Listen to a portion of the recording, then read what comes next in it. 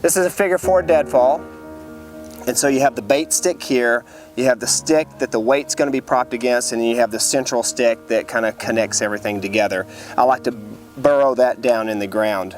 For the bait stick, if you have cordage or you have some sort of bait that you can kind of mush in there, that's really good because then it forces whatever animal to kind of bite and pull on the bait stick, and it's more likely to set the figure 4 deadfall off. One time I killed a snake, I took the end of the tail, I tied it around the bait stick, so the animal had to come through, bite onto that, and pull the bait stick off.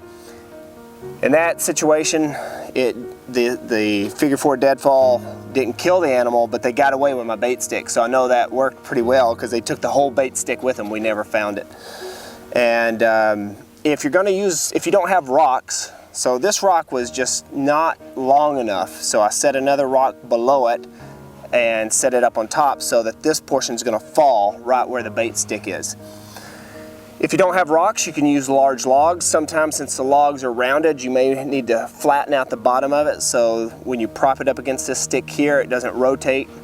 If you find that you get a lot of rotation in the log, you can take other sticks and put the log in between the sticks so it kind of uses it as a guide. So you have a stick here, you have a stick here, and the log down the middle.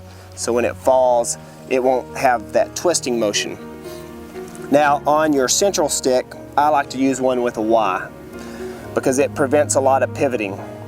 I've used other methods of the figure 4 deadfall where you sharpen this portion of it and then put a hole in this portion, but you get a lot of rotation, so it's much better to use the Y. So I'll show you how this works. So the animal comes along and it starts to nibble on the bait stick right here. And I've got this set pretty good. These things are hard to set up, so I've really set up the trigger. So once it sets it, boom, and that's a heavy rock. So then hopefully it lands right on their head.